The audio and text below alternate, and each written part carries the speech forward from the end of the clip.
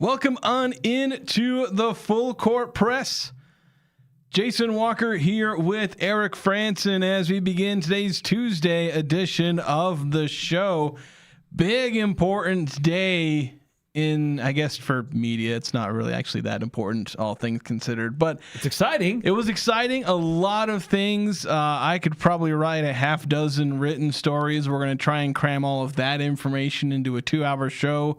Well, tomorrow's going to be a lot of overlap from today because we just can't get to everything. We're going to, with 3 hours we spent this morning over at the West Stadium Center doing interviews as it was Utah State Media Day. They've done one of these. They're not just doing this because there's not a Pac-12 Media Day. They've been doing this every year for a while. But for the first time at the West Stadium Center, usually it's held at the Lob Complex. It was right there by all their offices. Yeah. So it's a little bit of a change up in venue. But I thought it was a good change. It was fine. It really helped them kind of put everyone, because it used to be, it's good for press conferences. And it's nice for that, but then you have to break out, and some people have to go to random places. But with putting it in the West Stadium Center, all the media kind of had their own spot. TV would get like their own specific room.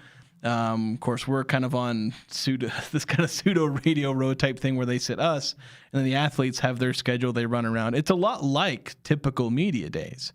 So I actually thought it was a really nice improvement. It's those small things. The small ways that you look at, hey, we've always done it this way and it's worked, but maybe we can make it slightly better. And so I thought it was a good move from the athletics departments because, we were able to very efficiently do 3 press conferences and about a dozen interviews between us. I think it was about 10, not quite a dozen, but we each interviewed like 5 or so players and coaches. So we were able to do quite a few interviews, kind of split the load. And so we've got tons of content. We probably have just straight up 2 hours worth of just interviews where we could probably just roll tape on the interviews and that would be the entire 2-hour show. But we're going to try and cut it up as best as we can. We've got video clips. We had to be a bit picky and choosy which ones we can fit into today's show. Yeah, but those are already paying attention on the podcast feed. I've already uploaded Bronco Mendenhall's media availability. I've already uploaded Cam Walker's and starting quarterback McCae Hillstead. So that stuff's already there. We'll have video of all of these on our YouTube page as well. So basically, as soon as we can get around to it, all of that content will be available either on our podcast feed or through the YouTube channel where you can see the video. So, but let's jump into this because this is what we've got to do today. Kind of storylines, there's a lot. We're going to focus on a few. These are the ones that we pulled video clips for. We'll play one of the player interviews in the second hour for part of this show. Eric's interview with projected starting running back, Javen Jacobs. But a few different things that kind of stood out in the clips that we kind of highlighted saying, hey, we want to play some of these. And it involves things like the O-line, exceeding maybe some outside expectations, the tough schedule, obviously McCae Hillstead coming back, and then also just, we were going to ask Bronco Mendenhall, and we also asked Cam Walker about what the heck's going on with eligibility. So there's a lot of stuff that we can kind of get through here. And if you guys want to send any of your thoughts, share any of your thoughts, you can send those to the Young Power Sports of Logan text line. That's 435-339-0321. You can also drop your thoughts on the YouTube chat on the Fan KLGN, which is where we're streaming, doing our video streams. And we'll try and get to all the thoughts that we can as they come in on the text line or the YouTube chat. But let's start with kind of a general, Utah State looking to improve on last year. And there's a few different things here. One, I asked Bronco Mendenhall about, the thing that I keep using to defend him, and that is, second year is when things improve. And so I just kind of laid it out for him. I was like, hey, you usually improve in the second year, and what has kind of gone into that for you. And he talked about compounding results was kind of the term that he pulled out to kind of explain how he's been able to provide the context that this from past shows is First year at BYU, he took over a BYU program that was struggling in the wake of like post Lavelle Edwards. They had, what was the name of the coach? Gary Croton. Hadn't succeeded, and even in the late Lavelle Edwards years, they were struggling to get bowl eligible a couple of times. Croton had 1 year where he won 11 games, but yeah, well, and then it didn't go started particularly to slide well. after that. Yeah, Bronco takes over. They go 6-6, I think, or 6-7. They got to a bowl game kind of by the skin of their teeth. Then they won like 9 or 10 games the next year, or something like that. Takes over Virginia. They go 2-10 first year, but then the year after that, they went like 9-5 or something like that. I think it was the Orange Bowl in the second or third year. So second years tended to treat Bronco Mendenhall pretty good. So is that something that we can see at Utah State? There's a process of discovery at each institution, and there's unique challenges at each institution. Really proud of our team last year and qualifying for postseason again, which is typical of our programs and foundational really to the trajectory of a program that I'm coaching. Usually, to your point, results compound from one year to the next. Usually there's a pretty significant jump at BYU postseason the first year, much like this year or last year at Utah State. Those two seasons were very similar, right to the end to be postseason eligible. Virginia, it took us our second year to be postseason eligible. And then usually from there, it took off pretty strongly and remained consistent. The landscape is different now with the teams and the rosters changing that much. But the ideals, the principles, the methodology, the processes, all those things still take root. And when you preserve the core of returning players and add new ones to it, that usually ignites that process and accelerates it. And that's traditionally what's happened in our programs. And there's no indication that makes me think otherwise now. So I'm encouraged from what I see. And I love the idea of unbroken growth, where wherever the first pin is kind of placed on the graph, right, the next pin is placed higher. And it just kind of keeps going and then continues. And so that's the goal. Yeah, and so that's, one thing they're compounding results, trying to get better, establishing, and this kind of shown through in a couple of different clips. Even talking with some of the players, just the fact that they have more returners that are familiar. Because last year they were returners, but everyone was new. Coaching staff, players. Yeah, nobody even knew. those who were following Bronco Mendenhall from New Mexico to Utah State. It wasn't enough of those where he had like this volume of understanding for the full program to really move forward. So it took a while for that to get going. And, one of the probably the biggest areas where that was illustrated was on the defense. Like earlier in the season, and anybody can run on Utah State. I mean, it was not hard to run on the Aggies. But as the season progressed, the defense got tighter. They got stronger. They created more turnovers. They limited points from their opponents. They started to evolve and start to get that mentality that was needed, that was wanted from Bronco Mendenhall and Nick Howell. And so how much can that momentum continue into this season? I think that's one of the big questions.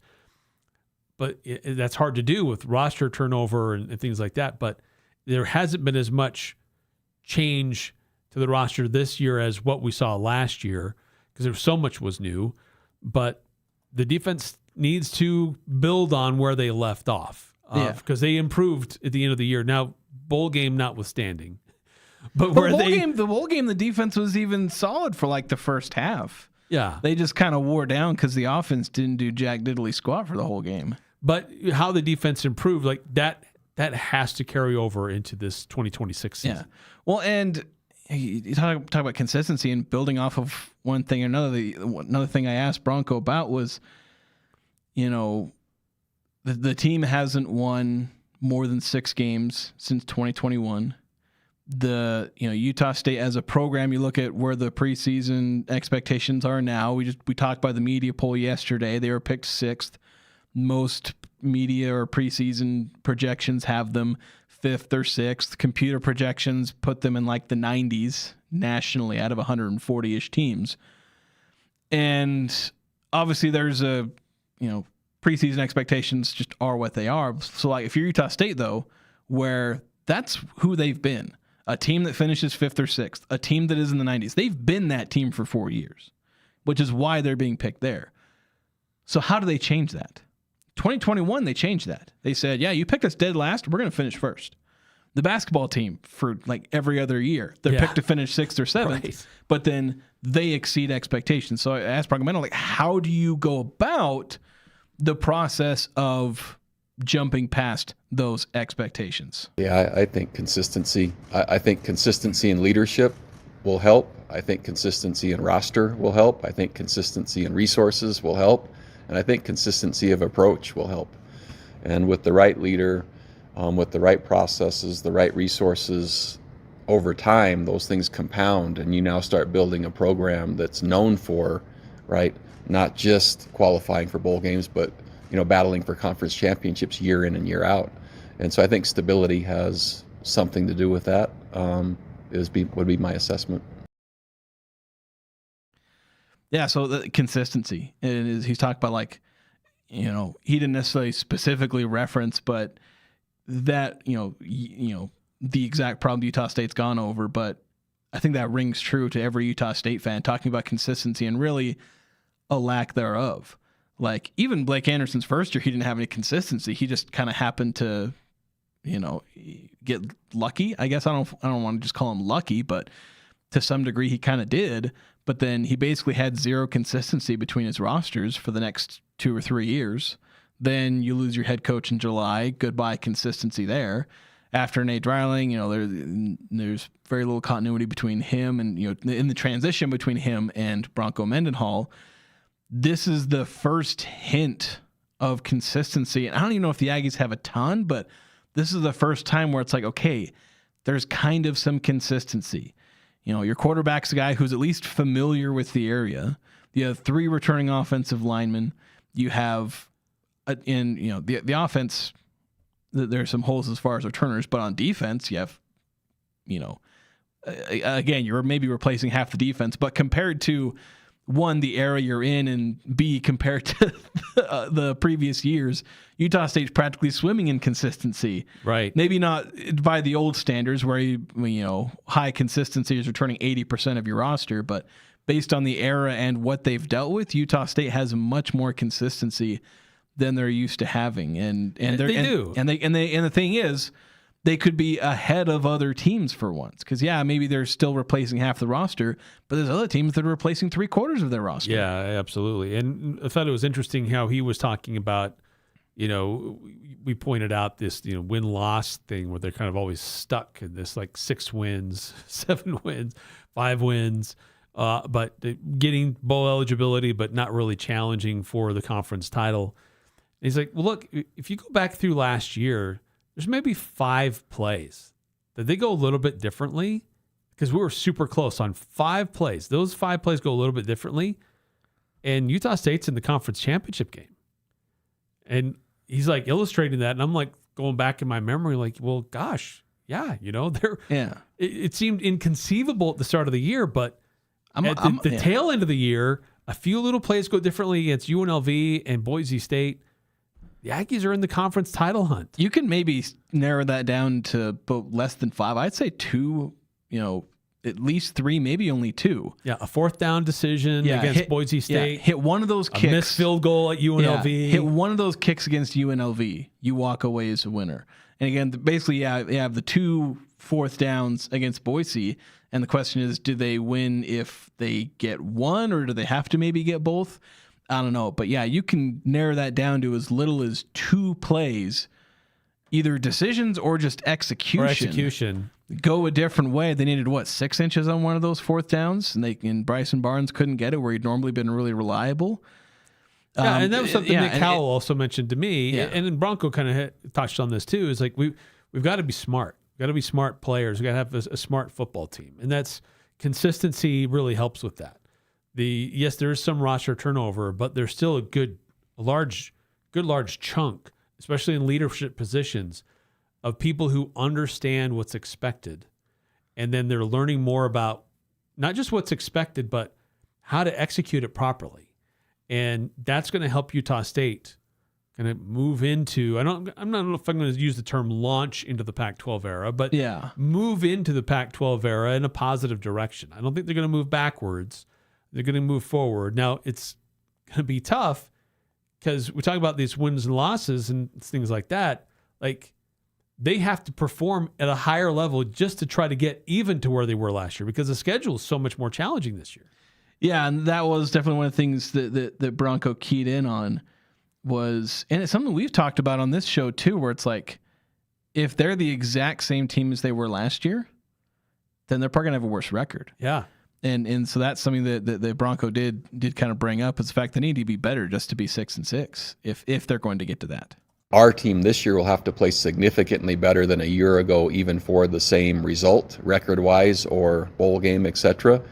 But that's an awesome thing to basically to play up, to change conferences and to move forward. That doesn't mean we'd be, I don't know. I don't think that we'd be comfortable with just that record. But the reality is, and the brutal fact is, that's what I'm telling my team, right? We'll have to be significantly better to have that same win-loss record based on our schedule.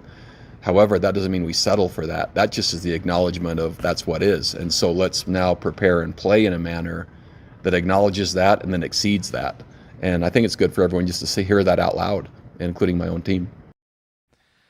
Yeah, it's crazy. Yeah, and the fact, like, It's true. he's willing to say that. He's like saying, look, and you obviously have to clarify, like, we're not going to settle for being 6-6, but kind of acknowledging, hey, look, we have to be better than what we were just to meet last year's goals. You know, where a lot of times coaches will be like, well, we'll just play who's in front of us. Everyone's the same, yada, yada, yada. This is an excellent coach team. They're better than they're, you know, all the coach speak you tend to get whenever you're on a particular week.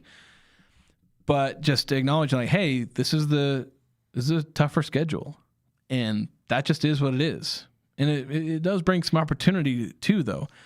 And we actually asked Cam Walker, I can't remember if it was you or somebody else asking Cam Walker about the tough schedule. Just kind of how brutal it kind of is. And that was the language that he used, was calling it a brutal schedule. It's brutal. It's an incredibly difficult schedule.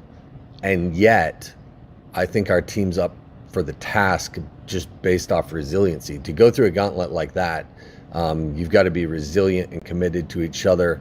And that's the culture that Bronco's building. So I think despite it being an incredibly difficult schedule, I think we're as well equipped as any team in the country from a physicality and mentality standpoint to deal with that. So I'm excited to see how we perform. My job is easy. I won't get tackled during the first 6 games. I hope not. And so it'll be up to them, but I'm excited to see them come together and perform through that stretch. But I think we see it all across the country, people talking about how difficult Utah State's schedule is, and it's true. It's very difficult. Yeah, it's a tough schedule. I know ESPN will laugh at it because they're not playing an SEC team, but they're not playing the SEC schedule, so therefore Utah State can't be playing a tough schedule. But, like, especially for a G6 team, they're playing, they're playing in arguably the best conference. You can debate whether or not it's this, the American or whatnot, but they're playing 2 on the road at a Big 12 team, yeah, on the road at a Big 10 team, and in teams that are Boise ranked State fairly high. probably twice. I should double check the coaches poll came out. We're going to talk about that, but I need to double check where Utah and so Washington comes in at 19th in the first coaches poll. Utah at 21st. They're playing 2 ranked teams in the first 3 weeks of the season on the road. Yeah. So that's pretty brutal. We need to take a break. We'll continue hearing from Coach, though, in the immediate future. This next segment, we're going to get to our next reveal on the top 25 Aggies of 2026. We're down to number 19, I believe, on our list. So we'll get to that next here on the Full Court Press.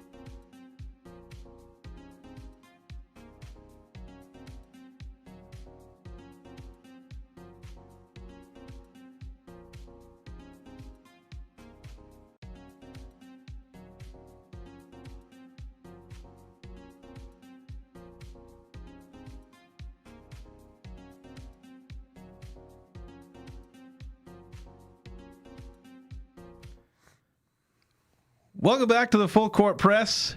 Eric, camera's not pointing the right way. We both walked out of the room, so the cameras tried to follow us. Mine came back and started following me.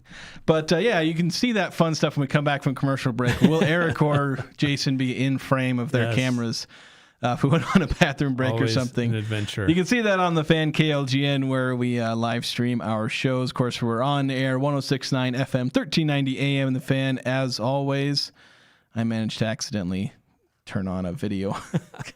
But yeah, thanks for tuning in. However you're tuning in or listening to the podcast feed after the fact. It's time for our next reveal on the top 25 Aggies of 2026. We've gone from 25 to 20, and now it's time for number 19 on that list. So let's hear who's next.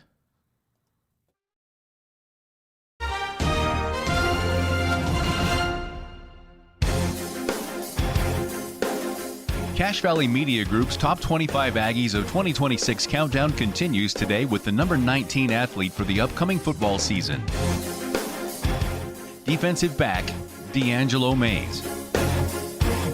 The 6'1" cornerback transferred to Utah State last season, following Bronco Mendenhall from New Mexico to Logan, and played a notable role in the defense in 2025. He played in all 13 games, making 4 starts and tallied 40 tackles, 1 sack, 2.5 tackles for loss, and had 2 interceptions.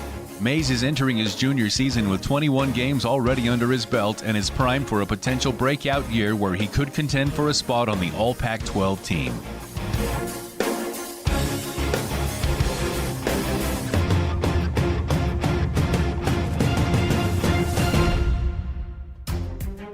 Yes, D'Angelo Mays. This is someone who I believe was listed a wide receiver when he was at New Mexico a couple years ago. That was as a freshman. Last year was his sophomore season. Played as a cornerback, and as you heard, 40 total tackles, 2.5 TFLs, 1 sack, a couple of interceptions, and a couple of passes deflected as well. So, playing as a sophomore, it's something that a lot of players are able to accomplish, but switching positions and making a handful of starts and overall just being a solid contributor for this team, and should only be getting better as he's heading into his upperclassman years now. Yeah, I love his size. 6'1" as a corner. It's great size. He's got speed. This was a guy who was a wide receiver. He's converted to a corner, so he knows their tendencies. He knows where wide receivers want to go. He understands their tendencies and how they want to act.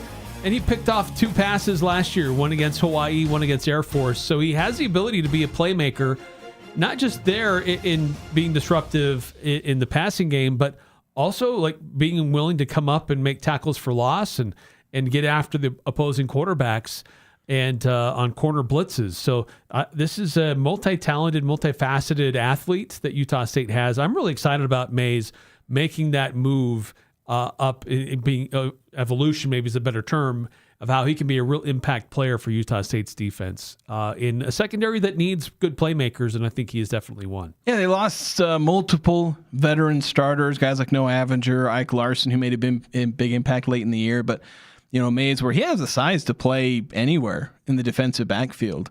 So he's going to be definitely going to be a key player for the Aggies, one of the guys to step up. They brought in a lot of help via the transfer portal, but it's guys that return that have familiarity. They'll very often have a head start over those guys, and more of the help came from safety. So, there were guys that came in, at the cornerback position, but kind of more of the help where we expect to start is at safety, whereas some returning and up and coming guys at cornerback, I think will be able to play some really big roles, and one of those is D'Angelo Mays, the number 19 player on our top 25 Aggies of 2026. Yeah, he appeared in 3 ballots, but with the way that it all works out, he point totals put him at number 19 on our list for the top 25 Aggies for 2026. So let's go to our Young Power Sports of Logan text line. We didn't get to some of these texts. One of them, I think, came in after the show. It was 5338. Talking about we kept jumping back to talking about Major League Baseball team names.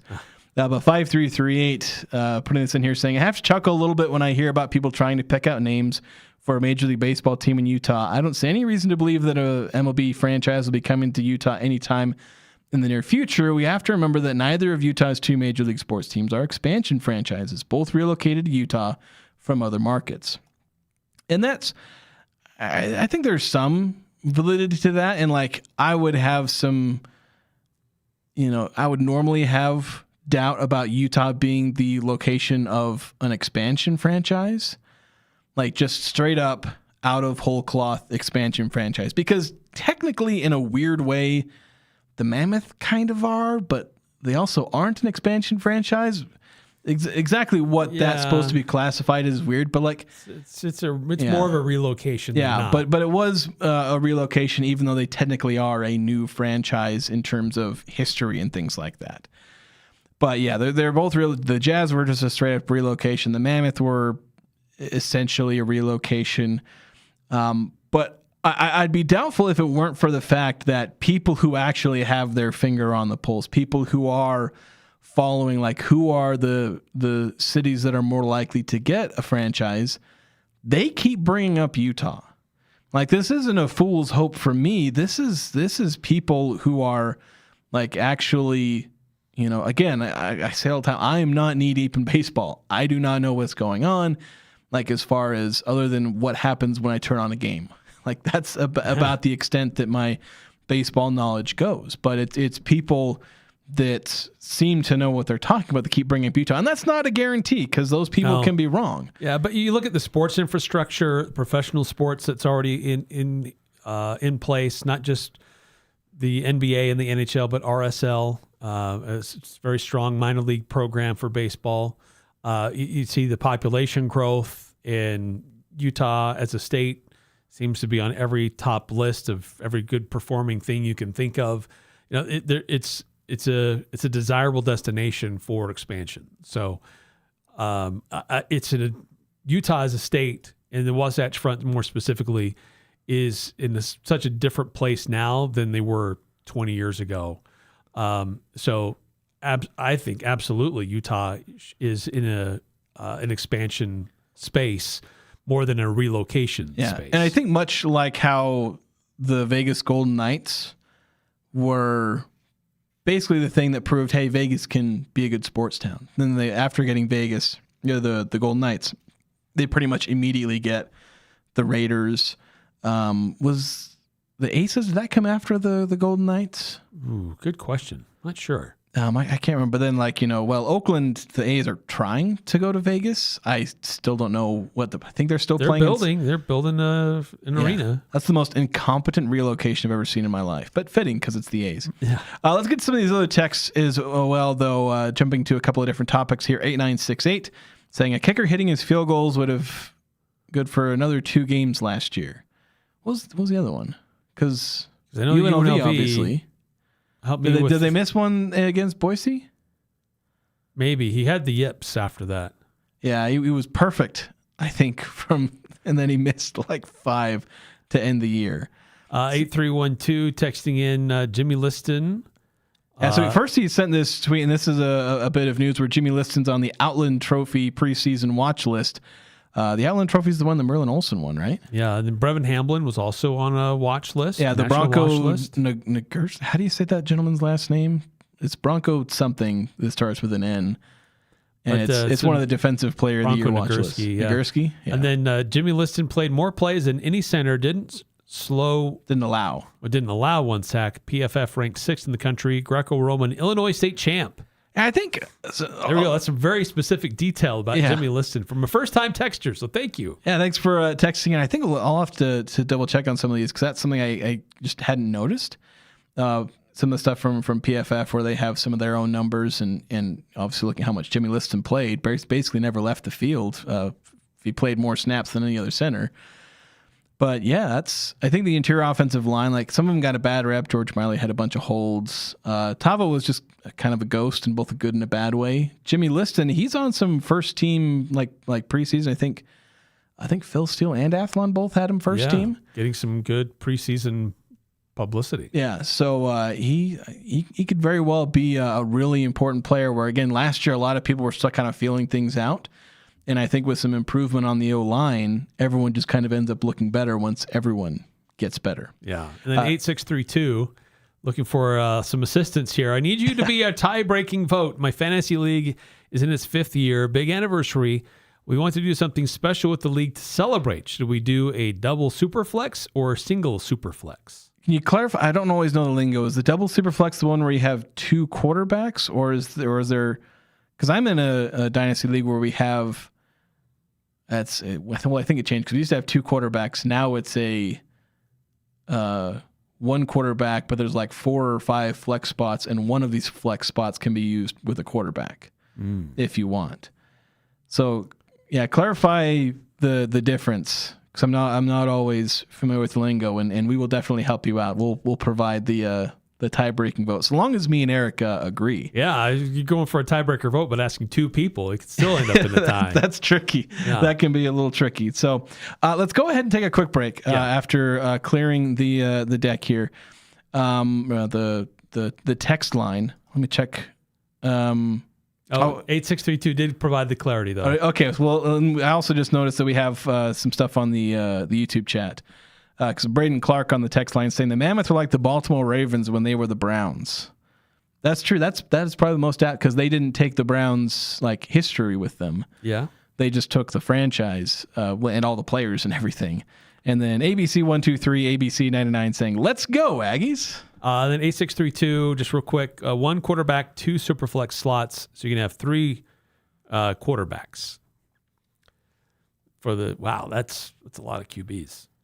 My opinion, just go with a single superflex. Yeah, I'm probably on single superflex. Save the double superflex for something else. Unless you really want this unless you want this to be a wild season, maybe have that be your 10th anniversary. Right. The double superflex. Do single superflex now, double superflex for the 10-year. Yeah. So that should be a good one. So let's go ahead and take a break. We'll come back. We'll continue talking about Utah State Media Day, get back into some of the quotes from Bronco Mendenhall, Cam Walker, and McCae Hillstead, who also spoke with media. That's coming up next here on the Full Court Press.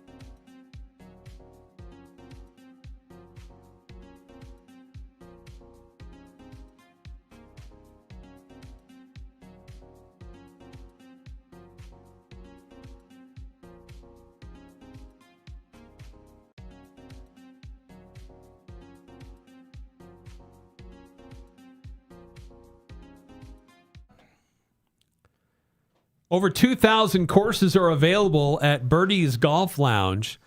They've created these courses using LiDAR for the most realistic mapping. And while you're there, you can also get great analysis on your swing. Top-of-the-line launch monitors. They have 3 internal cameras providing the most accurate readings for every part of your game. Go check them out. Birdie's Golf Lounge, 650 North, 870 West in Logan. So Utah State Media today, plenty of different themes that we could talk about. We talked in the first segment more about just kind of general improvement. They're looking to, there's consistency, continuity. They've got a little bit of that. They actually have some consistency on the defensive side where they're returning a lot of guys, and where they don't have returners, they have experienced guys coming in. That's something I got to talk to Brunson Olivau and Harrison Taggart about. We'll have to play those some other time. We don't have time to get into all of that, but one of the areas specifically for improvement is the offensive line. Like, that is, the offensive line took a lot of flack last year. I kind of felt bad. I talked to George Miley today, and I was like, how do I say this nicely? You guys kind of sucked last year. I was able to put it a little nicer than that. It was a little rough. Yeah. But like Bronco, and he was kind of, I don't want to say like blunt in saying that they were terrible, but like they knew it was an area where they had to improve, and they put a lot of effort into, just improving that, both internally and, bringing in external help as well. So let me make sure I find that clip properly, make sure I don't mess it up. Yeah, and one thing that is, a concern is we'd heard that there were some injuries on that offensive line from the spring, and what's the prognosis of getting them back or getting other guys prepped to fill those shoes?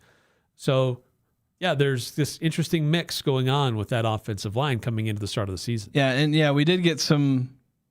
This clip includes stuff that isn't, at least at the beginning, isn't as positive, though there were other aspects. We'll play another clip as well, showing that there's still some to-be-determined aspects to the offensive line, but it's getting better, ideally, at least. It's probably getting better. We're trending the right way. So from what I saw in the spring, from the players that we've added, and from all the workouts, I think we're trending in the right direction. Certainly has to be addressed. It was, difficult season last year with the amount of times Bryson was hit. We scored a lot of points, but we didn't really control games, meaning being able to run it when we wanted to or protect when we needed to at times. Returning players, more experience and more seasoned, that will certainly help. Some new additions will certainly help, and improved depth will certainly help. Added additional resources, not only to Coach Ecatelli, our O-line coach, but added DJ Tialavea as well. So we have two sets of eyes, and so the resources, the personnel, and the approach and the time should all lead to increased performance. That's what I've seen so far, and that's what I'm confident will happen when the season starts. Yeah, so there's some, I think the thing with the coaches, like, that's one of those internal improvements that is subtle and you don't notice it, but when, that's where coaches are coaching staff are trying to become more efficient to where they can better coach the players, because that's their job. It's their job to help these players get better and to maximize their talent. Like, talented players can be poorly utilized by either bad coaches or maybe in some cases coaches who just have too much on their plate. Right. And so that's where it's trying to observe too much. You can't focus. Yeah, and it's a sign of a good coaching staff to realize it's not just, oh, hey, we just need to be better. It's, hey, let's work smarter, not harder. I mean, ideally it's you work smarter and harder, but, work smart instead of just trying to outwork everything. Yeah. Do it in a smarter way. But so obviously there's kind of a to-be-determined aspect of the offensive line. There's injuries that are still happening. When we get around to playing Robert and I talk to him, there's some injuries that they're still working with. George Miley does appear to be back. I did talk to him, but he wasn't playing, obviously. But I forgot to actually ask him about his return from injury. But another thing, Eric, you asked Bronco Mendenhall where the team is deep and where they're thin. And normally they don't always admit where they're kind of thin, but Bronco actually brought up areas where he, again, for both, areas where he thinks that the offense is deep, or, well, the whole team is a bit deeper, but also areas where he brought up at least one area where he thought it was a little thinner. Our defense is deeper really at every position. So we're deeper, we're broader, and I think we're more talented throughout the defensive unit. Offensive line, we're deeper than what we were a year ago, which is, both those areas are fantastic. We're thinner at wide receiver than we were a year ago. We're deeper at running back. The rest of the positions, that's a pretty broad net of what I just described. So in general, the team is deeper, broader, and more talented throughout, thinner right now at wide receiver in terms of experienced players. Yeah, so some good things, deeper at O-line, and that's one thing. That's where we bring in talking about the O-line is that they're deeper. It's still kind of to be determined. Is your starting five, so to speak, are they better? We're not sure yet, and the coaching staff has kind of been up front saying, yeah, we don't know yet if they're actually better, and right. that's concerning in its own way. But it's nice that they're being honest about it. But deeper, like that's something where last year, I mean, they basically had barely enough depth to work with. They had guys who could fill in a couple of spots when some of the guys went down for a game or two. But you want to have like bare minimum 7 guys that you are comfortable putting on the field. That is like your bare minimum. If you have that, then like I said, you've barely cleared the hurdle. Yeah, 'cause you got to rotate them in and out. You're going to have somebody it's going to get hurt at some point. Yeah, basically have one player who can play either tackle position or just an extra tackle. Ideally, all 3 of the tackles, in a case where you have 7 guys, all 3 of your tackles would be able to play either spot. And then you have basically one tackle and then one interior offensive lineman. That's your bare minimum number of backups. And if you have only 6, you're in deep crap. But 8 is your kind of realistic ideal, where you have either 2 extra tackles or like 1 tackle, 1 guard, and 1 guy who can maybe sort of kind of do both. Or again, someone in your starting offensive line is capable of moving. You basically want to have versatile guys. Yeah. But in an ideal world, you have like at least 9. But that's if you have 9 offensive linemen you're comfortable playing, you're spoiled, man. Yeah, you're kind of spoiled. Well, that means you're probably thin somewhere else on your roster. Yeah, perhaps, or you just got really dang lucky with your O-lineman. But like, it's sounding more like maybe the Aggies have 8. Of course, right now, as far as healthy, they might only have I think they only had like 6 or 7 healthy guys for spring. So maybe they're getting closer to that, again, realistic ideal of 8. And, do they have top end offensive linemen? I mean, maybe with Jimmy Liston.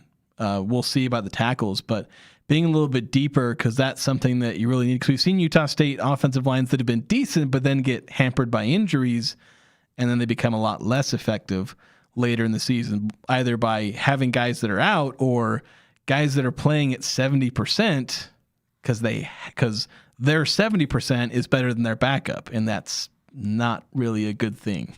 Yeah. So, but a couple of other areas, like when we talk about being deep on defense, that's something that just kind of observing the roster. Yeah, they look really deep on defense.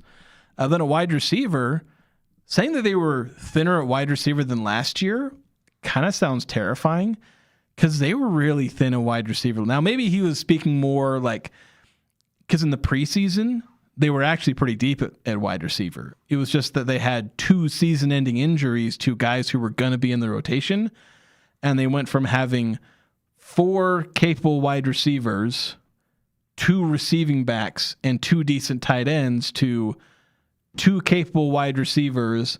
Anthony Garcia, who is trying to learn to become wide receiver, didn't really catch on for consistent stretches until maybe later in the year and was still more useful as a gadget guy. Yeah. And then they gradually lost both their capable tight ends by the end of the year to just attrition and injury. So, like, by the end of the year, it was Braden Pagan, Brady Boyd, and Javon Jacobs, Miles Davis. Like, those were your 4 pass catchers on, like, the entire offense.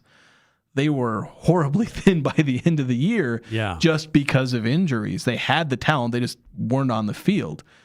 So, like, are we talking thinner than last year in the preseason or thinner than last year, like when they were playing Washington State? Because one of those is a terrifying thought and the other is understandable. Yeah. Well, and again, it's just my 2 cents, and it's not because I've really have inside information, or frankly, I haven't really been able to see a lot, but I think that there are capable wide receivers in this group. They're just not really proven.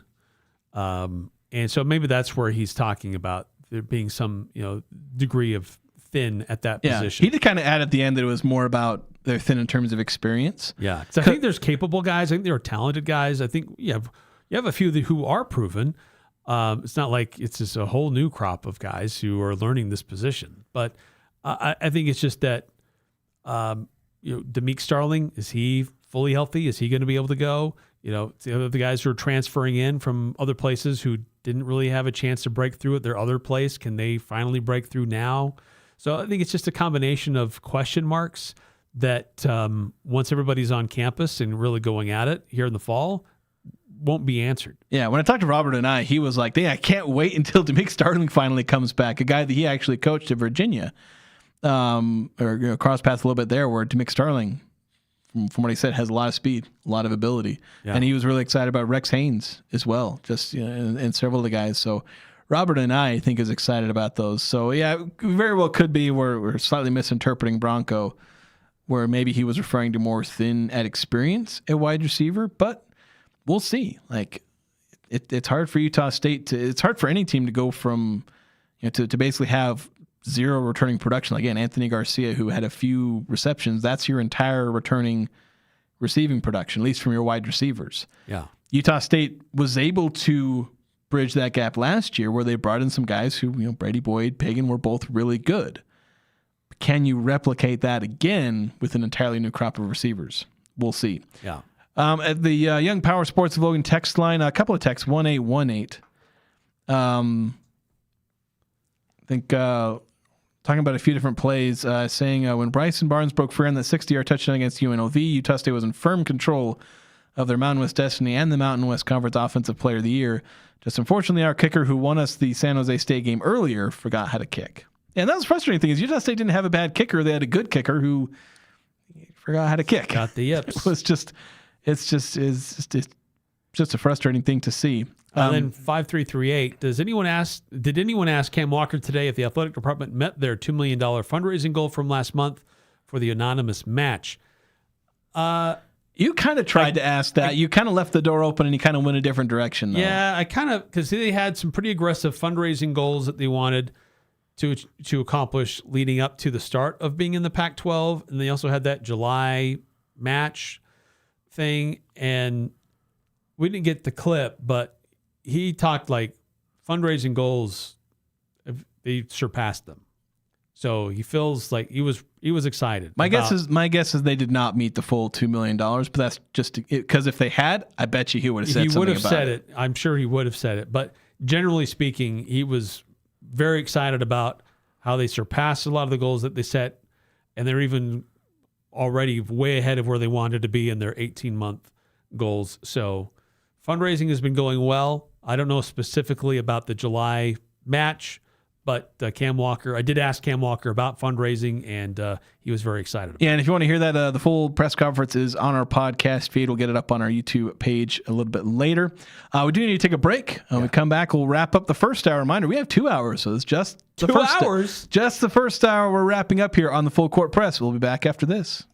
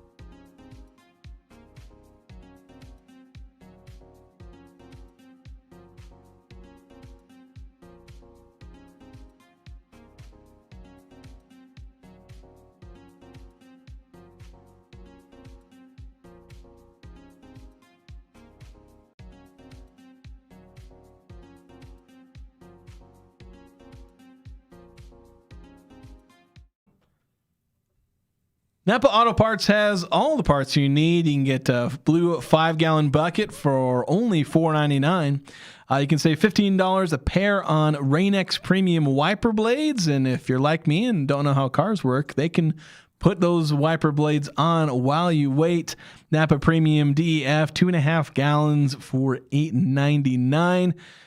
Just head on over to Napa Auto Parts. They got everything you need. Locations from Preston all the way down to Providence. So wrapping up the first hour here, just kind of general thoughts on, we'll get some more clips in the second hour. We'll also talk about the Mountain West and Pac-12 officially settling their lawsuits, putting out a joint statement earlier today. But media days, it always tends to be a positive. We're going to win a championship, whichever sport you're in, pick the championship. But you really did get a feel that this team is excited about how much returning talent they have.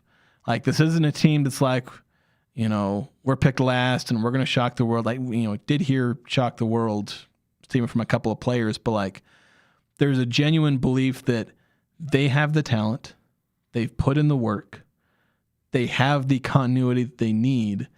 Like, there's ways this can go wrong, but like, they're not grasping at straws when they talk about ways that they feel like they can be good. They've got realistic expectations of being a competitive team.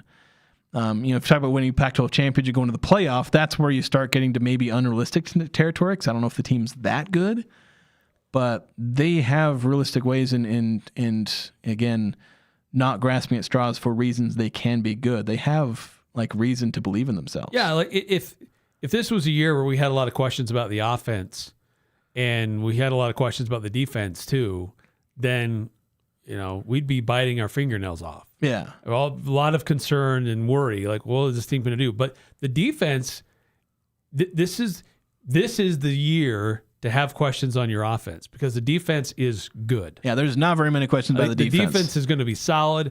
That's going to give that offense time to figure things out and keep them in games. It'll be hard to score on the Aggie football team. And that's going to help this offense figure some things out. And last year, we saw the defense take some time to come together. It was kind of the other way around, because the offense was better. Yeah, the offense was sometimes carrying the defense. Yeah, I think this year we might see a reversal of that, where the defense will be strong, the offense may struggle a bit, but as the season goes on, that offense will get better. Yeah, and the offense, as long as they put the work in, they have some talent at wide receiver. Will they figure that out? We'll see. They have a talented quarterback. We've seen the talent, but we've also seen some of the headaches and the ups and downs, headaches on the field. But he's matured, physically and emotionally and mentally. He's learned a lot.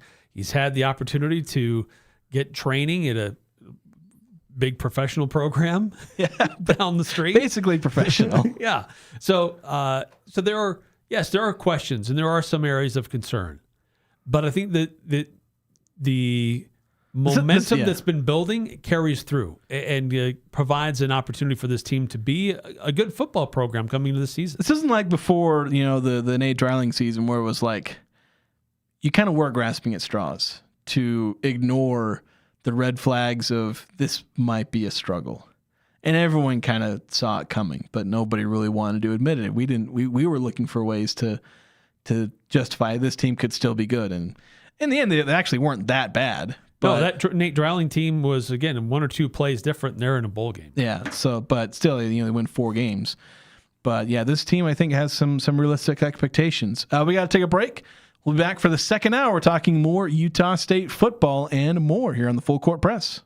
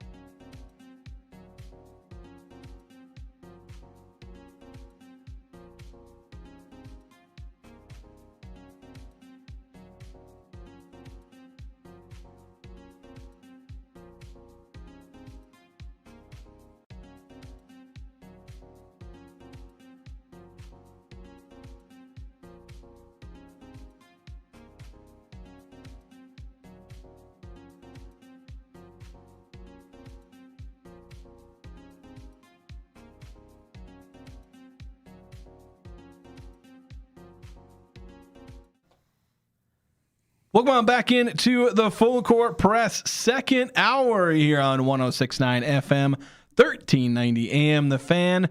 We're streaming online at 1069thefan.com and on the 1069 The Fan mobile app if you're not in radio range.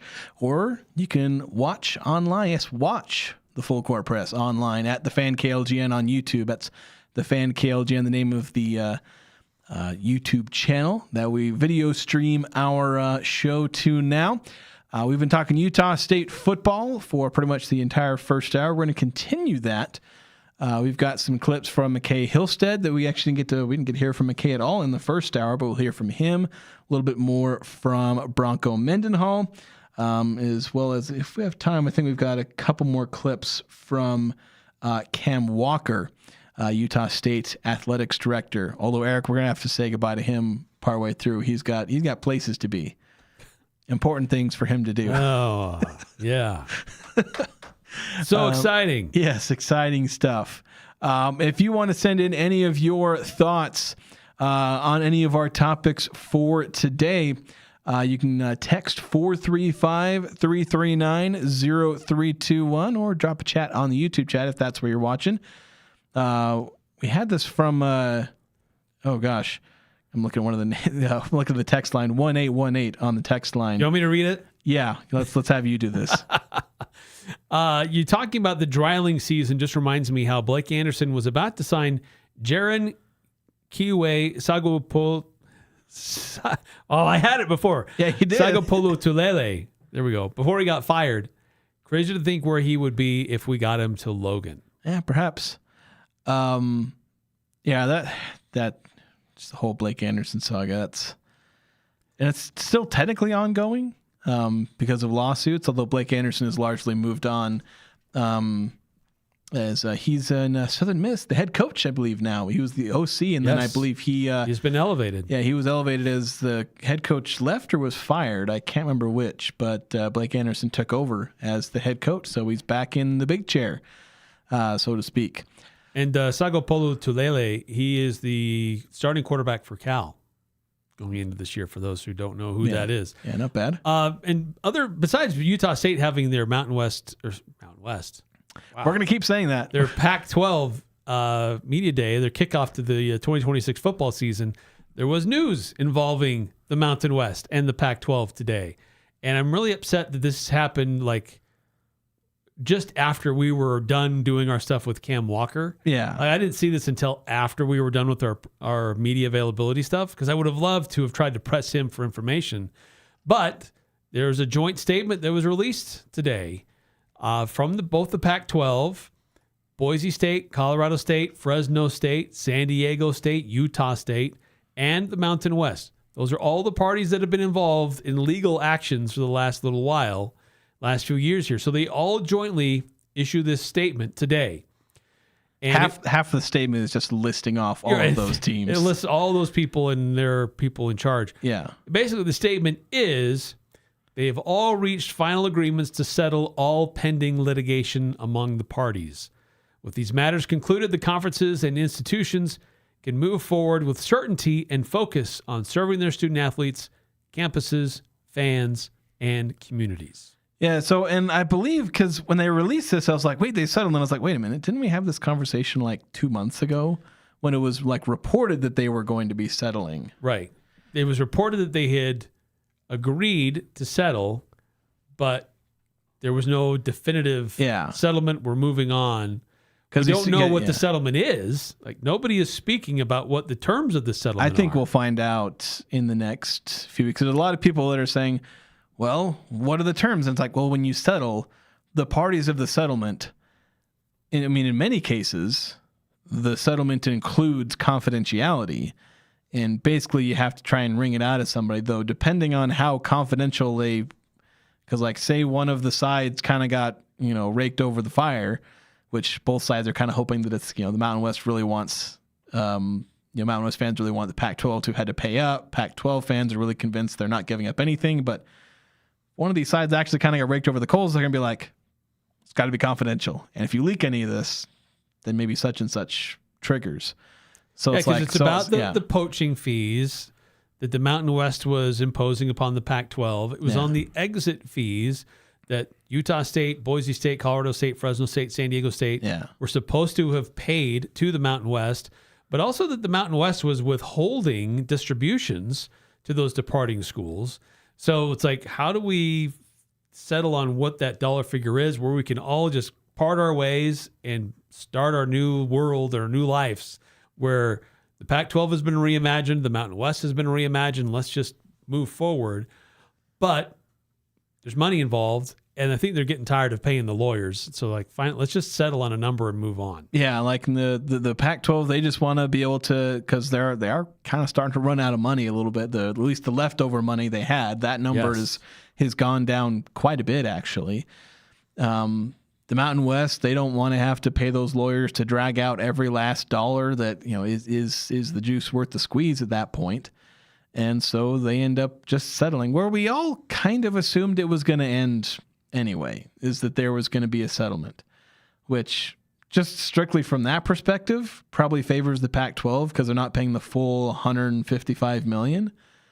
But yeah, like I think both sides end up being able to, I think, put this behind him. And something I kind of almost said on social media, but I didn't know how to word it right in just a little tweet. Because, like, my thoughts were the sooner that the Pac-12 and the Mountain West can just put this behind them, the better. This lawsuit and kind of the toxic rhetoric that has started, well, it's not really started, but that's kind of surrounded this. You have Pac-12 fans being really toxic toward the Mountain West, vice versa. And like, I don't really feel that that's justified. You have teams that are in the schools leaving the Pac-12 that are acting like the Mountain West is this evil organization that was terrible and everything the Mountain West did was terrible for their program. And it's like, I'm sorry, but every single one of Boise State, San Diego State, Utah State, Colorado State, and Fresno State absolutely 1,000% benefited from being in the Mountain West as opposed to a different conference. If they were in the WAC, heaven forbid if they were still in the WAC, but in the Sun Belt, like if they were in a different conference other than the Mountain West, they would be worse off. Utah State included. Utah State, 1,000%. They made more growth in the Mountain West than they did in any other conference in history. Absolutely. Utah State benefited from being in the Mountain West. San Diego State, yes. Boise State, I saw some Boise State fans talking about how the Mountain West was trying to screw them over at every turn. And I was like, you kidding me?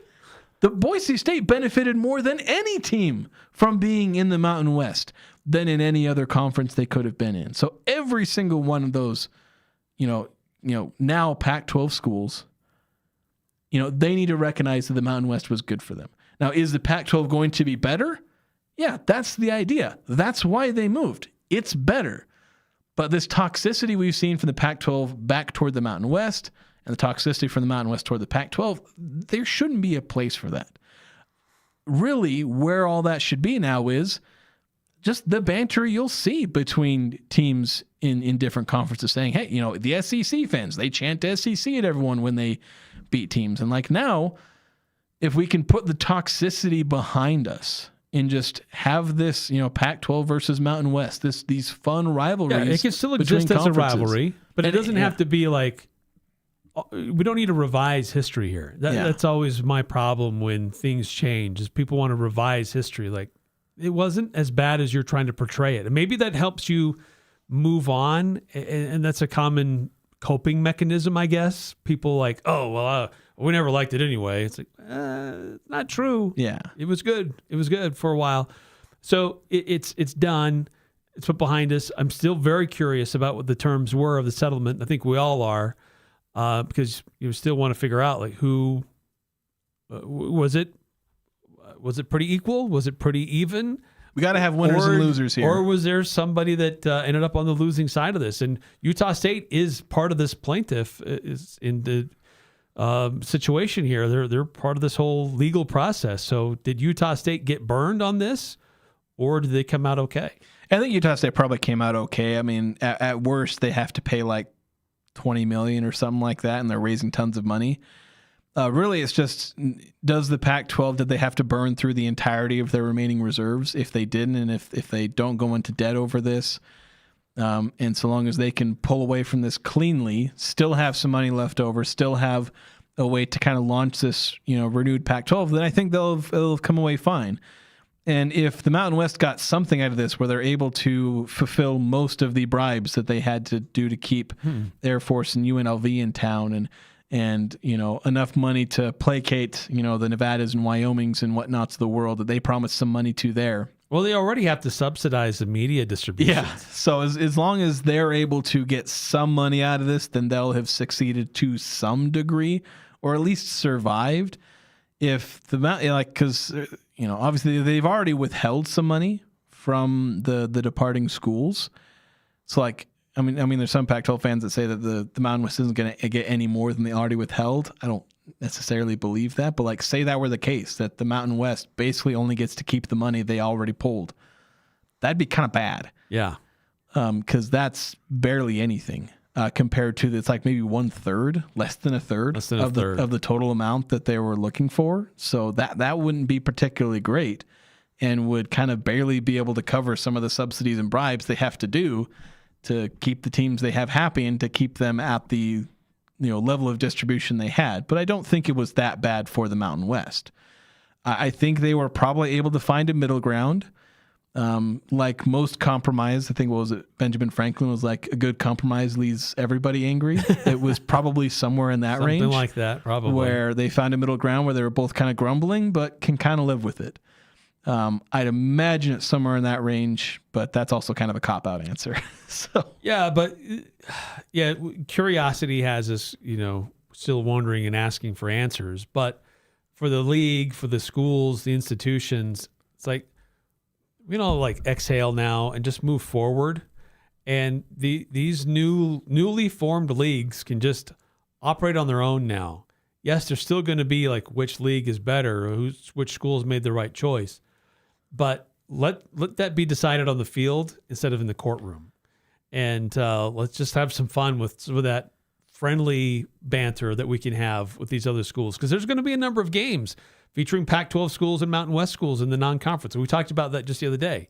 So let's play it out on the field and see what the ratings look like on television as well. Yeah, with two conferences that are in such close proximity where they're both, peer conferences in the G6. We need to have bowl games that are specifically matching up two equally matched teams, ideally toward the top.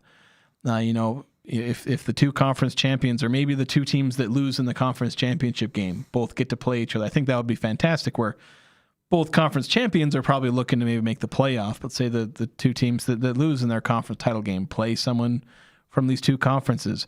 Have a multi-team event featuring games between some of the top teams, or try and get into the same MTEs where you can have Pac-12 teams, top Pac-12 teams playing top Mountain West teams. Just have straight up non-conference games. Like Utah State has one game against a Mountain West team this year in the non-conference. I think that's two fewer than they should be. They should be having a lot of these home and homes in their non-conference. It'd be better than some of the quad 4 games they're doing. So I think these games need to be happening in football, basketball. They're probably, a lot of the Olympic sports tend not to have, they aren't big timing each other. They're willing to go wherever's, BYU and Utah kind of have a stick up their butt about playing Utah State in basketball and football.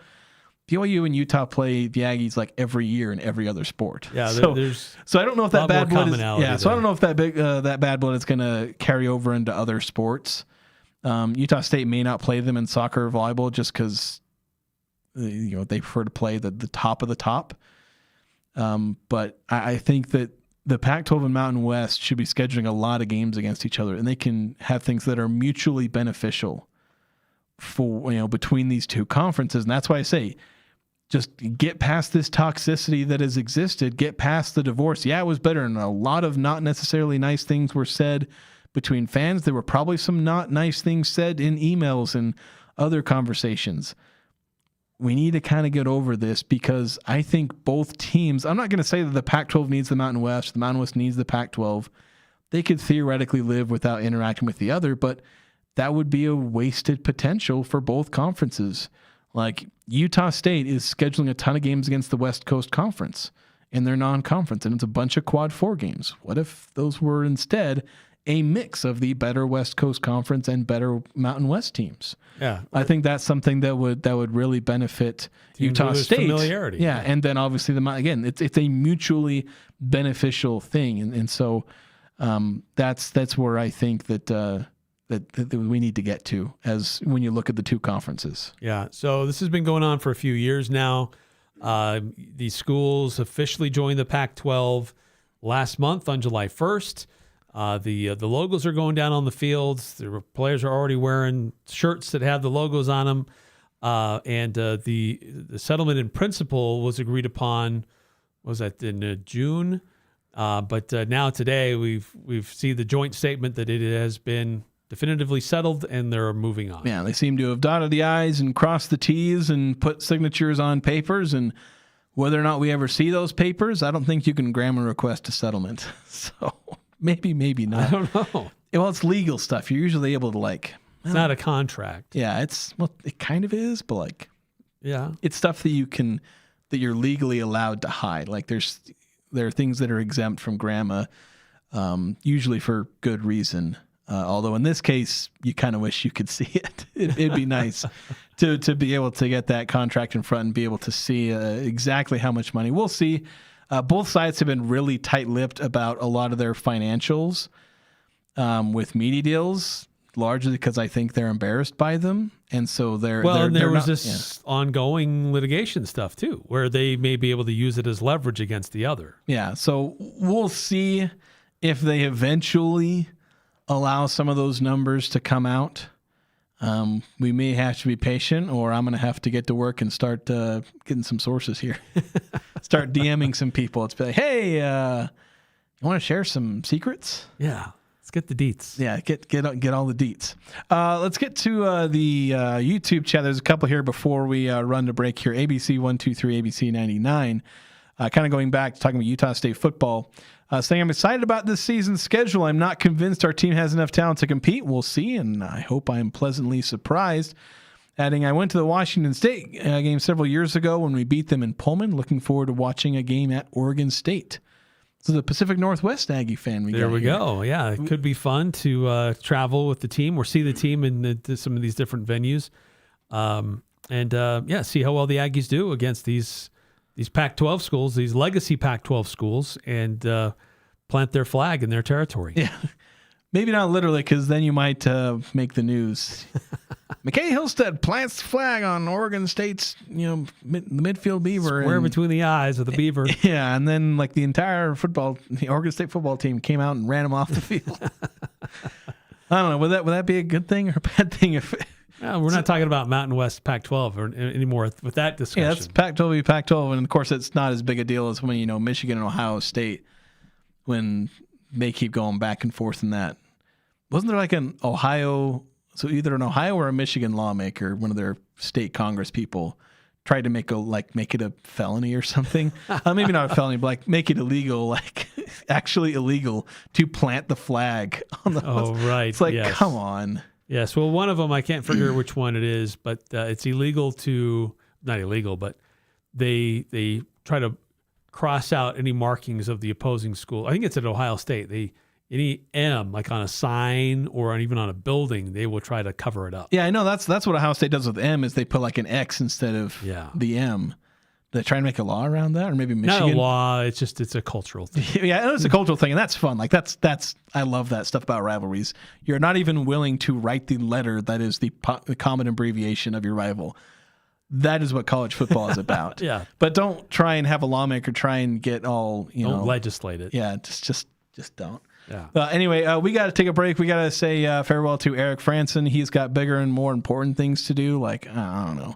I don't know what could be more important than being on the Full Court Press. But in lieu of Eric, actually, you'll still be able to hear his voice, because we're actually coming up next. We're going to play his interview that he did with Utah State projected starting running back Javen Jacobs.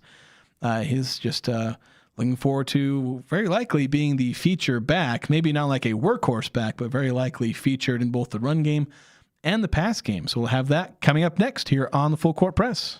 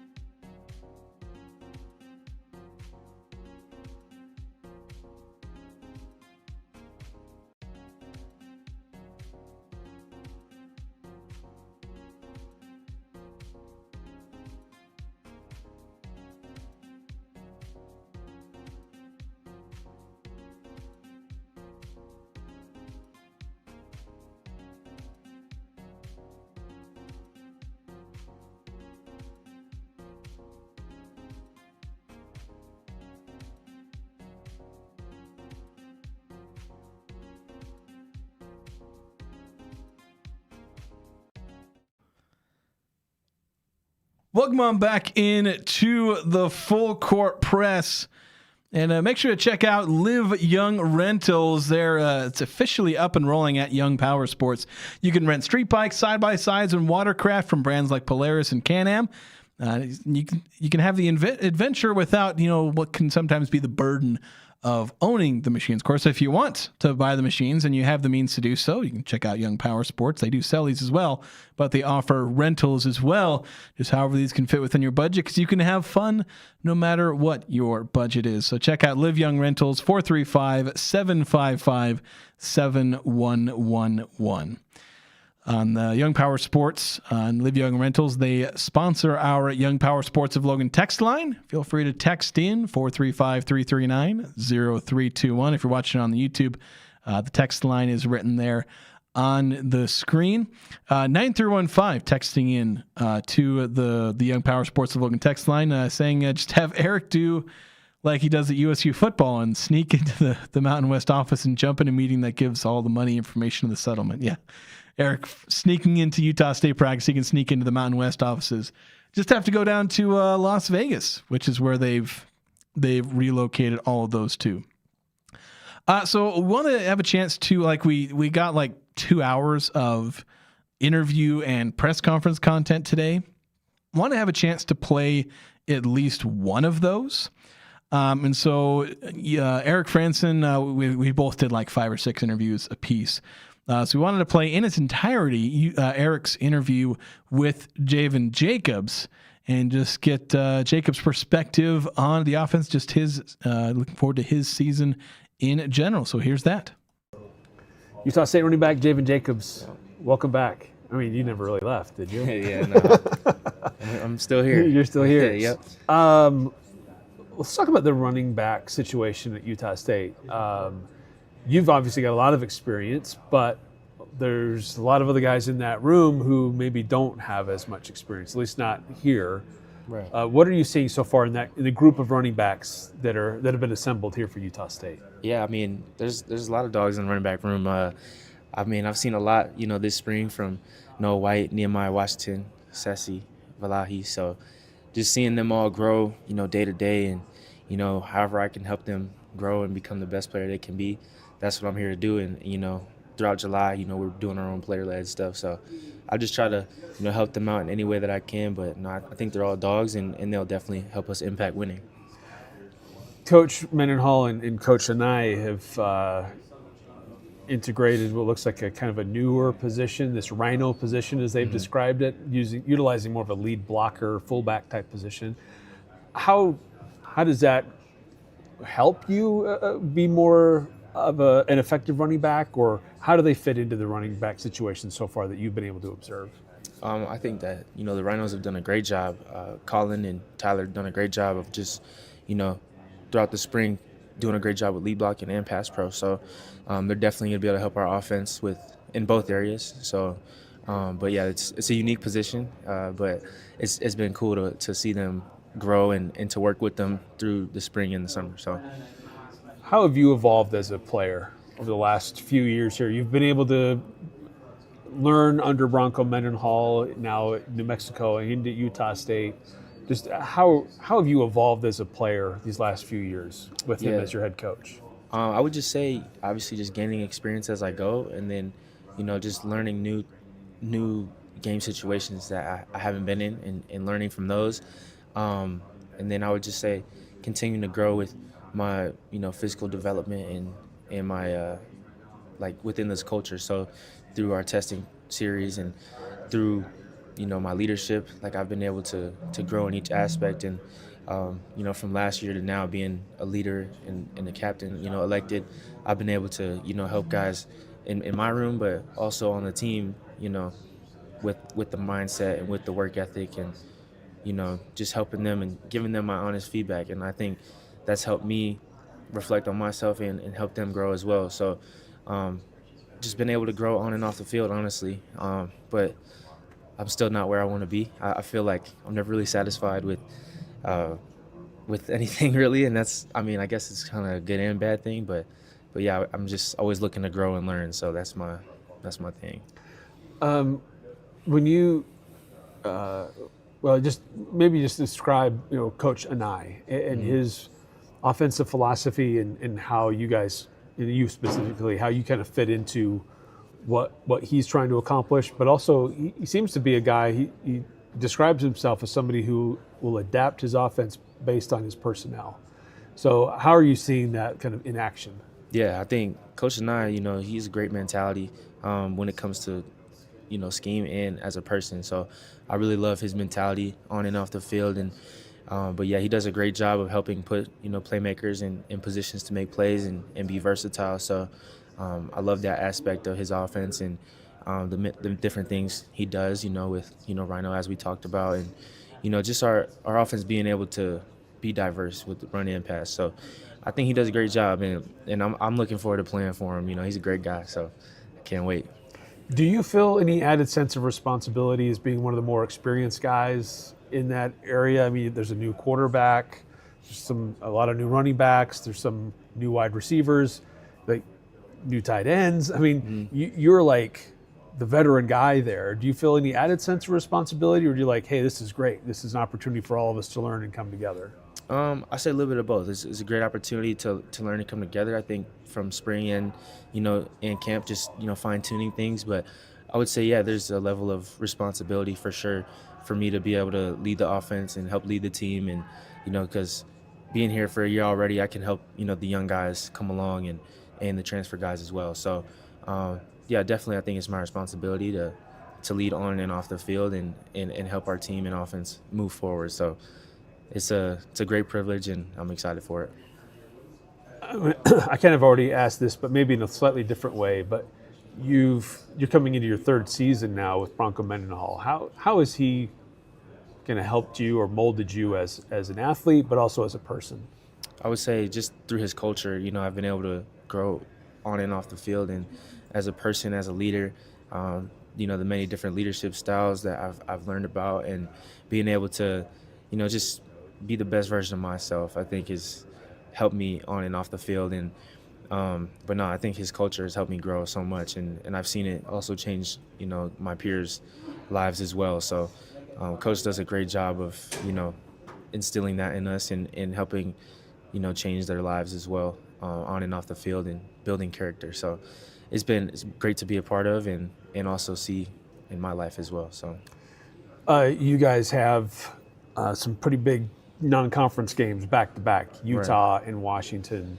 Those are former Pac-12 schools. You're going to be a new Pac-12 representative, but just the opportunity to go play at Utah and then go play at Washington in successive weeks. Like, what does that mean to you, and how are you guys kind of feeling about those games that are on the schedule? Yeah, I mean, for me, I'm just excited. I feel like it's a great opportunity to go out and produce and show the world that we can beat those teams. And so I think that's what I love about it the most is, like, people don't expect us to win those games. But talking with my teammates, like, we think that it's very doable and very possible. And every game is winnable. So that's kind of our mindset going into the season. And we can't wait for that opportunity back-to-back. So we can't wait. What's it feel like for you having the Pac-12 patch on the jersey now? I mean, I think it looks really good, first of all. But, I mean, I think that, it doesn't really change, You got to go out there and play and, I mean, it is a great opportunity being in the Pac-12, but I try to just stay focused on, the game and my job and having fun. So, but, yeah. What are some of the key things you're hoping to accomplish here in the first couple of days as camp's getting rolling this week? I would say just, like, starting out with great energy and maintaining that through camp. Because, as camp goes on, like, you can go up and down with energy and, your body's getting fatigued. So I would just say trying to stay, consistent with our energy as a team and making sure that carries through camp. And then I would say just, making plays and helping the offense fire on all cylinders. So any way I can do that, leading and just doing my job as well. So that's what I look forward to. Awesome. Well, best of luck this fall, and we look forward to seeing you on the field. Thank you. Appreciate you, man. Yeah, so Javen Jacobs, Utah State running back, and if you were eagle-eyed, you might have saw me in the background, those of you watching on YouTube. I was talking with Robert and I in that moment, and Javen Jacobs did come up along with the rest of the running back room, just talking about the ways they're going to use Jacobs. Obviously, he's going to be their lead runner. He's their top running back, but he's again going to be used in the pass game. This is somebody who was used almost as much. I was going to look up, and I didn't actually end up have time to look this up, but I was going to look up how many times Javen Jacobs lined up as a wide receiver. I mean, this is a guy, again, who, as we've talked about over and over, we keep bringing up the fact that he's a converted wide receiver, and he split out wide. It's something that really caused problems early on, and he caught 43 passes last season. He had 65 rush attempts and 43 receptions. So he caught the ball almost as much as he ran the ball.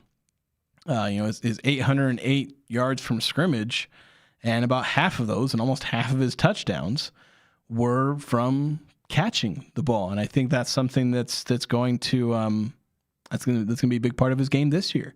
He's going to be lethal as a receiver as well as a rusher. And he's not just one of those guys who can catch a screen pass. You get guys who they'll catch 10 passes in a season. It's like, oh, this guy can also catch the ball out of the backfield. No, this Javen Jacobs actually is a receiving threat, like run routes kind of guy, not just float lazily out to the flat, catch a ball and just be a running back like at the toss sweep, but with extra steps.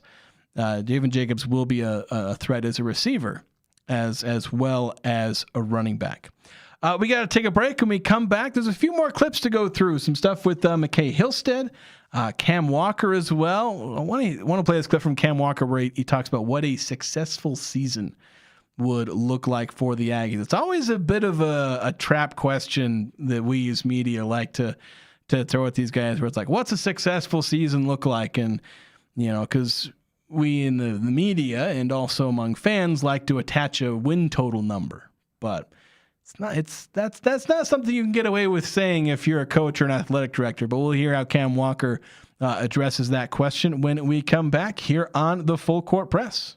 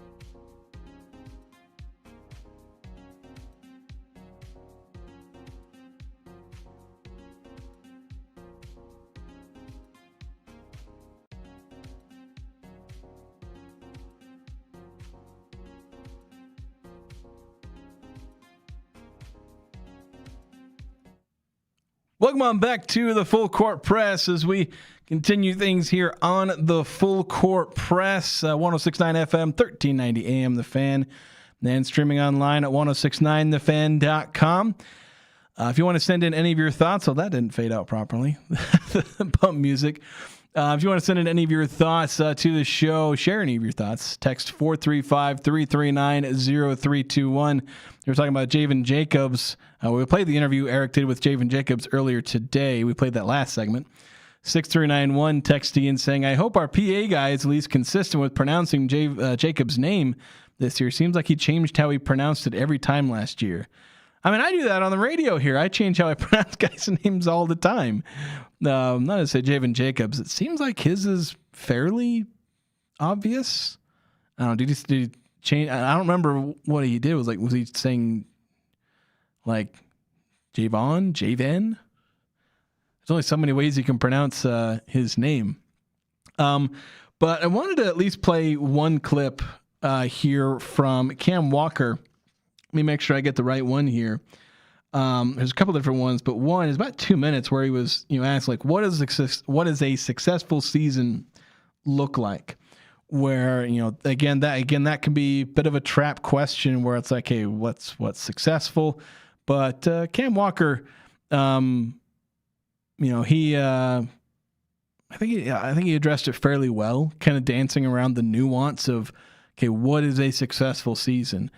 And also, heck, we talked about this a little bit in the first hour where like Bronco Mendenhall saying like if they were the exact same team, like he didn't like say this explicitly, but like it kind of summarized the point that we've brought up. Like if Utah State were the exact same team capability wise as they were last year, like or if you just took last year's team and plopped them into this year's schedule, they probably who knows? There was some good luck, bad luck last year, but they would probably have a worse record. So it's like there's some nuance to this discussion, but here's Cam Walker discussing what a successful season would look like for the Aggies. Having been a part of a lot of different football seasons, and in evaluating coaches and teams is really interesting. And what I never want to be is an athletic director that judges based off one game or one outcome. Right, there's so many things that happen into a season. I think for a competitive, for a successful football season for us, are we continuing to build and continuing to grow our program in a way that not only gives us success now, but gives us success in the long term? I don't think we want. It does us no good to win 9 games this year, only to win 3 next year. We have to continue building and staying process driven. So I'm probably more concerned about the process than I am the outcomes. At the same time, though, I expect us to compete and have a shot in every game. I think that we are at that level where we're going to be very competitive in this new conference. The margins in this conference, I think, are going to be incredibly slim. I think there was a widening. There were some teams you could count on getting some W's against, and then some teams that maybe you were like, I'm not sure. And I think this conference is very condensed. The gap from top to bottom is incredibly narrow. So I think you're going to be in every football game, and how you execute down the fourth quarter is probably going to be the determinant of the game. At the same time, there's not a set number. It's not like, oh, if we win 8, we're good, but if we somehow win 7, we're not. It's about process, and are we building, and are we putting this program in a position where it'll be sustainable and able to compete for championships as we move forward. Yeah, so a lot of good nuance there. Just saying, okay, we're not going to put a number. We're not going to say, well, 7 wins is a successful season. So what happens if you get 6? But maybe there were some extenuating circumstances. Say you win 6 games, but McCae Hillstead was like injured for 3 of them, and you probably would have won 2 of those or something like that. Or say, I don't know, you win 8 games. Is that like, do you want to say that 8 games is a successful season? Like, there are programs where winning 8 games will get you fired. Do you want to set that line there? So it's like, it's something that you like. We're gonna have to work on that nuance as we get to the season. Like, we can't say, well, successful has to mean 6 games, because like the last few years, 6 games has kind of been that line where it's like, if you get there, you're probably fine. But I think for Utah State fans, they've generally been dissatisfied with winning 6 games. I mean, not dissatisfied, but like they're content. It's like, okay, you went to a bowl game. That's like the bare minimum, but like you want more. Really craving that success that was felt in the 2021 season. And heck, early on in last season, there was a feeling that last year's team could be special, but they fell short. And that's something that, eventually you got to break out of that, or fans certainly get tired of that. 8632, I almost chuckled mid-thought because I saw this where 8632 texted in saying, I hate winning 6 games every year, in all caps. Saying, I despise mediocrity, and that's all we've got for 5 years. And yeah, like if you have 1 or 2 6-win seasons, you can kind of get over it. If it's, in 2021, you win the Mountain West Championship, and since then, losing season every single year. Utah State has not had a winning season since 2021. And, Blake Anderson, when he kept referring to that, we won a Mountain West Championship here, that was getting old after 2 of those seasons, where I think he went 6 and 7 back-to-back years after that. I'm trying to recall I'm going to check. Oh yeah, so he went 11 and 3, then he went 6 and 7, 6 and 7, and that was starting to get old. Well, then you went 4 and 8. We kind of wiped that season out for just like it felt like it's not fair to really judge the program for that. But still, it's a year where fans went without having success. So whether or not it's justifiable doesn't excuse the fact that it doesn't get rid of the fact that it exists. It can kind of excuse it, but it doesn't get rid of it. It's kind of like how 2020, you can't get rid of it. You can't get rid of the experience that fans felt when, what led to Gary Anderson being dismissed. You can't get rid of it, even if you can kind of say, well, we just don't talk about that one. So Utah State needs to find a way to get out from under these 6 and 7 seasons. But I'll be honest, right now, it's looking like they might be a 6 and 7 team. A stronger 6 and 7 team, kind of like what Washington State was last year, though they ended up going 7 and 6. Where Washington State was a strong team, but they played such a tough schedule that they looked like a mediocre team. And then, when Utah State and Washington State meet each other, they're both 6 and 6 teams, and we saw which one was better. We very much saw which one was better. Could Utah State this year be a lot like Washington State was last year, a strong team with a mediocre record? They need to go back to the 639 when we were talking about Javen Jacobs and the PA guy mispronouncing his name. I was wondering how many different ways can you pronounce it, and 6391 providing me with he did Javon, those 3 different ones, and saying sometimes even in back-to-back plays, my dad and I would have a good laugh about it. Yes, sometimes pronounce the name differently. Again, I do it all the time on the radio where I can't settle on which one I think it is, even after looking up a pronunciation guide. But that can happen. Though as a PA guy, that's when your entire job. Although granted, I'm on the radio, it's my job to talk, and I still can't even do it properly sometimes. 6804 saying, if you think that winning 6 games is bad, the next level of hell is going 10 and 2 and always being second tier, trying to get in the playoffs. I'm mentioning U of U. Is that better? I think it's better in that.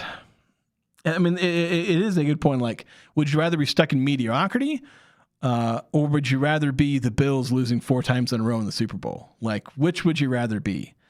Who's a mediocre NFL team that's just like, I can think of all the teams that are bad. Like, would you rather be a fan of a Jeff Fisher team or the Bills in the 90s? Like, they are certainly different levels of hell where it's like, one, you're mediocre, you're always looking up, and there's always a long way to go.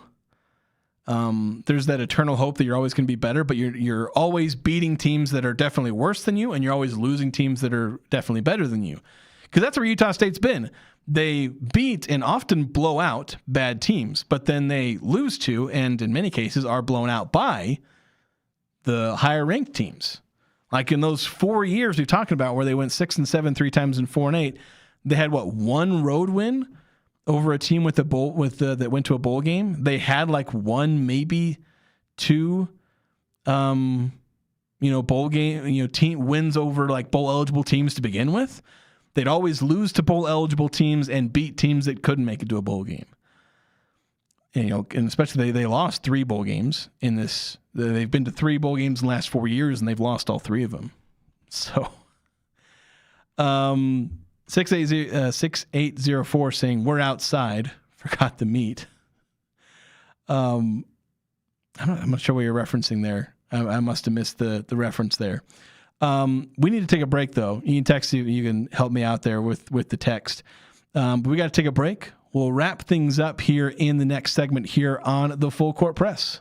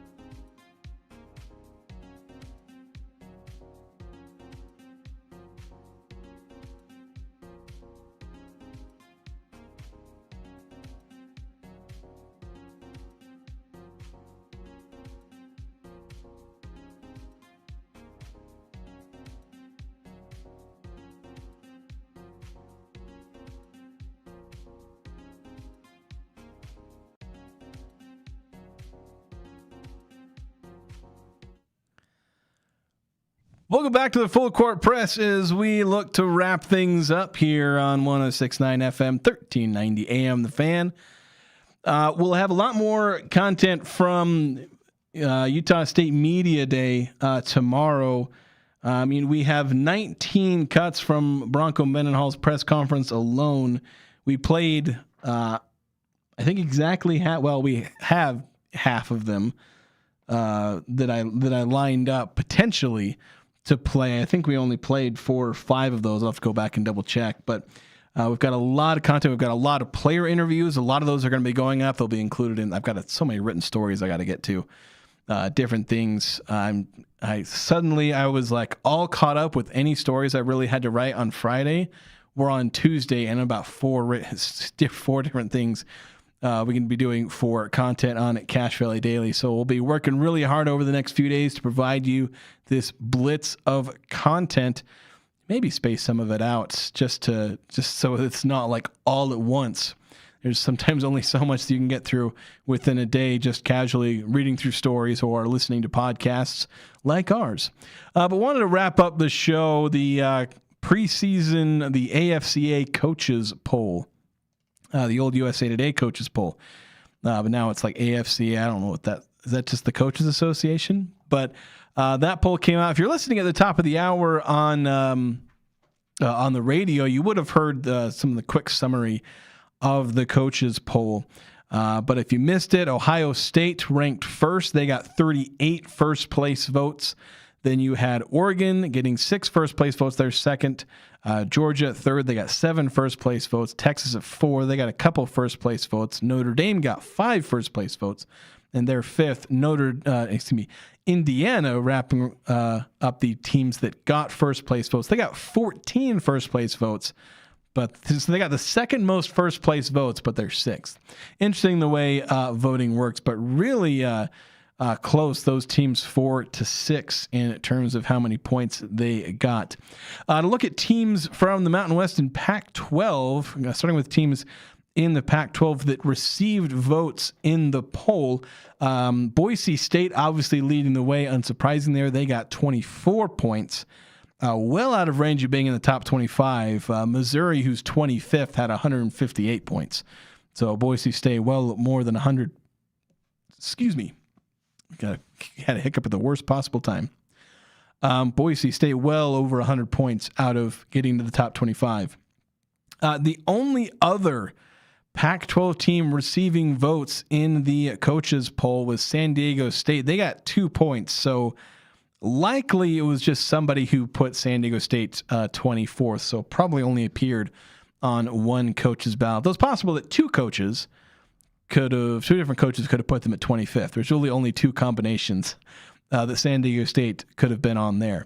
Though Mountain West teams, UNLV with 17 points, but there were 2 other teams that appeared on ballots. New Mexico got 4 points.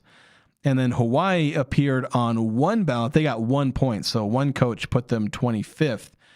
So there's 3 teams out of the Mountain West getting in the, they're in the others receiving votes. Nobody from the Pac-12 or Mountain West got into the top 25. In fact, I don't think a single G6 team got into the top 25. It is exclusively power conference teams. The closest a G6 team got to getting in actually was Boise State. Because your others receiving votes, I don't have to. Yeah, actually, hold on, I got a full minute. I was remembering how much time I have until 59 minutes and 50 seconds. Although if I'm wrong, I'll be cut off in like 5 seconds. But yeah. So the others receiving votes is Louisville, Florida, TCU, Illinois, South Carolina, Arizona, Virginia, Vanderbilt, Auburn, Georgia Tech, and then Boise State. So the Broncos the closest of any G6 team to being ranked, but no G6 team will be ranked in the coaches poll in the preseason poll. We'll see about the AP poll. I think that comes out soon.